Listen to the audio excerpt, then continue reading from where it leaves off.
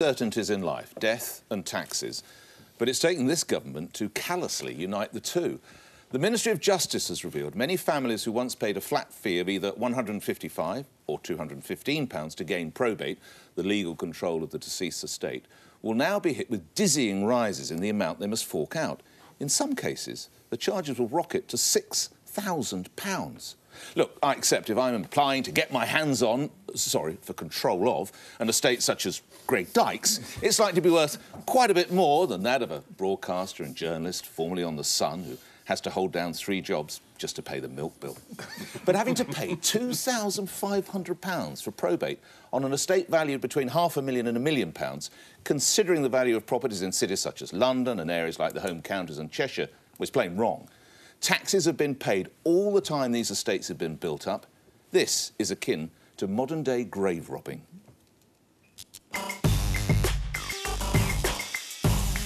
So your objection is not to the inheritance tax, your objection is to having to pay more for probate? Yes. Why don't you explain what probate is? Yeah, let's do that. No, of course. I'm glad you asked me that. Probate is a fee you have to pay to take legal control of the estate of someone who's died. At the moment, it costs, as I say, between £150 and £215. The government wants to replace this from April with a sliding scale of fees linked to the estate's value ranging from £250 to a maximum £6,000. Under the proposed new system, estates valued between £1.6 million and £2 million will pay £5,000. Those between £1 million and £1.6 million will pay £4,000, etc. They're raising the threshold at which you start paying fees from £5,000 to £50,000. In a sentence, Greg, it should be staggered. And what do you get for £6,000? A stamp. Well, and you've probably paid a solicitor to do it for you probably, anyway. Yeah. So I don't disagree with you at all. I mean, right. But I think there's a wider discussion about inheritance tax. Right. Because there are a lot of accountants out there who can make sure you'll never pay any inheritance tax. Yeah. And inevitably, the richer people get that because they can afford the accountant's advice. Yeah. And there are companies going around just trying to give that advice. So I think there's a big discussion about inheritance tax. But this is just a... You see, the government have just slid this through. I know. This is the real budget. They throw all this cash out and then things like that come in. That's my issue with this. I think that we should have a broader conversation about taxation and making sure it's progressive. And you're right, because £500,000 buys you, in some cases, a 2-bed flat in not even affluent parts of London or other big cities. Where he lives. I mean, it's terrible, really. But if you look at this particular increase, the government's saying it's going to be used to fund the Ministry of Justice and specifically the court service, which is chronically underfunded. I mean, our Ministry of Justice is at breaking point. Oh, so it's a pay rise for the judges, just let me finish. No. Pay rise for the judges. It's to run courts so that people who are on low income and need to get to court don't have to travel hundreds of miles, which is already happening in some cases. But my issue is we need to raise revenue to fund crucial parts of public service which are falling apart. But what I don't like about this is I feel like this government's doing it by stealth. There's no transparency. There's no step back and saying, what revenue do we need to raise to make this country functional? And how do we go about it in a way that doesn't hit poor people more? Instead, they're just not looking at the bigger picture, introducing things dishonestly by stealth so that you can't really... I listened to the budget coverage. I had no idea about this. And that's what bothers me. People in this country pay an inordinate amount of tax anyway. You know, we pay tax on every penny we earn. We pay tax on our pensions. We pay VAT, national insurance, car tax, poll tax, council tax. We're taxed up to the hilt. And this government rakes in a fortune from us. You know, £175 billion a year from income tax, £135 billion a year from VAT, and £125 from national insurance. That's enough from the people of this country. And this is going to hit But that's people. why you can pitch up at a hospital and nobody's going to ask you for your credit card.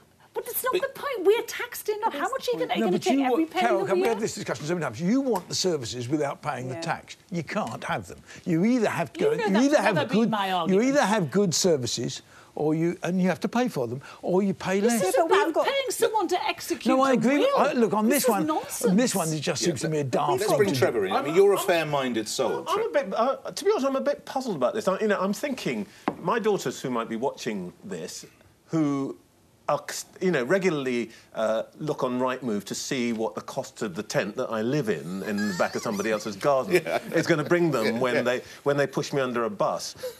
In London, in the borough where I live, the average house price is £1 million. To be honest, £6 grand for probate, which you can borrow from the bank. And then It feels tax. well, that's a different thing. I just think What's the that, tax? to be honest, I'm surprised it's so low on that level of Trevor, property. But surely, for a stamp, it's to what you should be execute a will. charging is tax on the estate, not just, which I think is Nick's point. This you suddenly go through a barrier and you're paying this. Now, if the estate is, I don't know, 20 million, you're still only paying £6,000. Yeah. So that's a different thing. That's That's the wrong thing. inheritance tax, and I agree with Fuller. Let's make it more progressive. I'm for moving from income tax to wealth taxes. I'm for all of that. But I wonder why we would make a fuss about people who are about to put hundreds of thousands of pounds in the bank. Why would we make a fuss about them having to go through a barrier Because of a few yesterday thousand? to get a stamp it cost me 200 quid, and today it cost me £2,000, and I have no idea why. I had no Well, you know foresight. now, don't you? Yeah, but it's not transparent. And you know, I think the bigger issue for me is that we kind of have the worst of both worlds. We have high taxation and often massively underfunded, breaking public services. You know, I think if we felt like we were getting a good value from our public services, we would maybe be more comfortable with the idea of paying high tax. But I think that's what we should get to. The worry is this will stop people making wills, and what it means is people might give stuff in life, and that's going to make people vulnerable. I don't think it will, actually. I think what's actually going to happen is more people are going to get away without paying. What the government tells us is, this quote from Justice Minister Lucy Fraser, is that by raising the estate value threshold from £5,000 to £50,000, we will be lifting around 25,000 estates annually out of fees altogether. For those who do pay, around 80% of estates will pay £750 or less.